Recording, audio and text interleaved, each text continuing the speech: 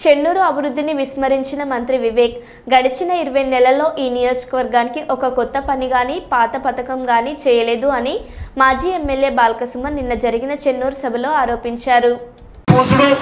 ఇట్ల దండకాలు అక్రమ కేసులు పెట్టుడు తప్ప నియోజకవర్గాలకు గాని జిల్లాలకు గాని రాష్ట్రానికి గాని వచ్చిందేమీ లేదు. గతంలో వాళ్ళు అధికారంలోకి రావడానికి ఎన్ని మాటలు చెప్పారు. ఇదే ఎమ్మెల్యే గారు ఏమన్నారు, 40,000 ఉద్యోగాలు ఇస్తామన్నాడు చెన్నూరు నియోజకవర్గంలో. నేను అడుగుతున్న ఒక్క నౌకరాన్ని వచ్చిందా చెన్నూరు పట్టణంలో? వాళ్ళ ఇంట్లో 3 ఉద్యోగాలు వచ్చినాయి. ఆయనకు మంత్రి వచ్చింది, వాళ్ళ కొడుకు ఎంపీ వచ్చింది, వాళ్ళ అన్నకు బెల్లంపల్లి ఎమ్మెల్యే వచ్చింది. వాళ్ళకు ఉద్యోగాలు వచ్చినాయి కానీ చెన్నూరు ప్రజలకు చెన్నూరు పట్టణ వాళ్ళకు ఎవరికి ఉద్యోగాలు రాలేదు. అగ్రికల్చర్ యూనివర్సిటీ పెట్టిస్తున్నాడు, పెట్టించిందా? స్కిల్ డెవలప్మెంట్ సెంటర్లు పెడతాను, పెట్టించిందా? గోదావరి ప్రాణహిత నది ఒడ్డుకు పొలాలు చేళ్లు మునగకుండా కరకట్టలు కట్టిస్తున్నాడు, కట్టించిందా? మరి సిమెంట్ దొరుకుతలేదా? తాపి మేస్త్రి దొరుకుతలేదా? కంకర దొరుకుతలేదా? ఇసుక దొరుకుతలేదా? ఇసుక నుంచి దండి నడవట్టే చెన్నూరులో దండం బ్రహ్మాండంగా నడవట్టే. గతంలోనేమో మనం దుమ్మెత్తి పోసి ఇసుక దందాన్ని, మరి మనం పోయి 20 నెలలు అయింది. అక్కడ కేసీఆర్ గారు ముఖ్యమంత్రి లేడు, ఇక్కడ నేను ఎమ్మెల్యే లేను. మరి ఇంకా ఇసుక దండ ఎందుకు నడుస్తూ ఉంది?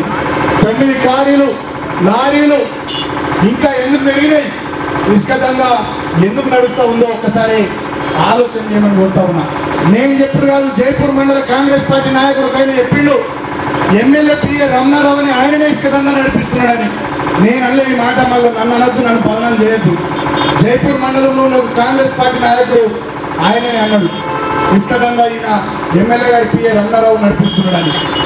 అంటే ఇవాళ ఈ నియోజకవర్గం అభివృద్ధి లేదు, కొత్తగా తక్కడి మట్టి తీసింది లేదు, ఒక రోడ్ వేసింది లేదు. గతంలో మనం చేసిన పనులే తప్ప కొత్తగా ఒక్క పని కూడా జరగలేదు. ఈ విషయాల మీద మన బీఆర్ఎస్ పార్టీ కార్యకర్తలు యూత్ సోషల్ మీడియాలో పెడితే కేసులు పెడుతున్నారు, పోలీస్ స్టేషన్లో పిలిచి కూర్చుని పెడుతున్నారు. మీకెందుకురా బిడ్డ అని భయపెడుతున్నారు పోలీసులు. బరాబర్ మాకే హక్కు ఉంటుంది, మేమే అడుగుతాం, మేమే నిలదీస్తాం ఈ ప్రజల పక్షాన ఈ ప్రభుత్వాన్ని. ఖచ్చితంగా ఎన్ని కేసులు పెట్టినా, ఎంతమందిని అరెస్ట్ చేసినా, బెదిరించినా సోషల్ మీడియాలో కానీ మీడియాలో కానీ ప్రజాక్షేత్రంలో కానీ ఈ గులాబీ జెండా ఈ చెన్నూరు నియోజకవర్గ ప్రజలకు అండగా నిలబడుతుంది. ఖచ్చితంగా రాబోయే రోజుల్లో ఇంకా అభివృద్ధి కార్యక్రమాలు కొనసాగించే బాధ్యత ఈ ప్రభుత్వం మీద ఉన్నది. వాళ్ళు చెప్పిన మాటలు నిలబెట్టుకునే బాధ్యత ఈ ప్రభుత్వం మీద ఉన్నది. ప్రతి మహిళకు 2,500 ఇస్తామన్నారు, ఇచ్చిర్రా? ప్రతి ఇంట్లో పిల్లగానికి నిరుద్యోగికి 4,000 ఇస్తామన్నారు, ఇచ్చిర్రా? 18 ఏళ్ళు నిండిన అమ్మాయికి స్కూటీ ఇస్తామన్నారు, ఇచ్చిర్రా? పెద్ద మనుషులకు 4,000 పెన్షన్ ఇస్తామన్నారు, ఇచ్చిర్రా?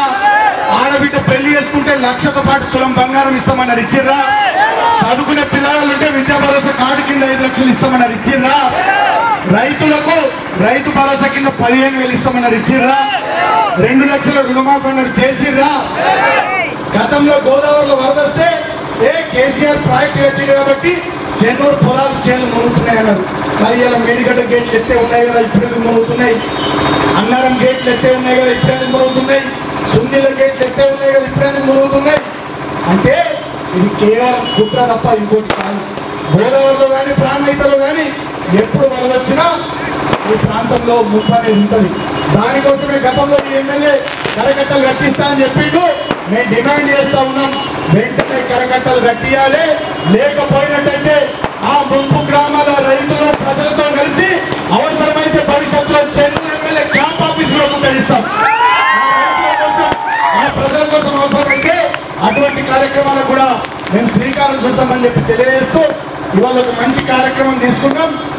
అప్పుడే కేసీఆర్ ముఖ్యమంత్రి ఉన్నప్పుడే మంచిగా ఉండే ఈ 20 నెలల కాంగ్రెస్ పాలనలో కరెంట్ చక్కగా వస్తలేదు, నీళ్లు చక్కగా వస్తలేవు, 2 లక్షల ఉద్యోగాలన్న ఉద్యోగాలు వస్తలేరు, ఇస్తలేరు, ఏమి కూడా చేస్తలేరు. కాబట్టి చెన్నూరు నియోజకవర్గంలో ఈ కార్యక్రమాన్ని అప్పుడే మంచిగా ఉండే అనేటటువంటి కార్యక్రమాన్ని ప్రారంభించడం.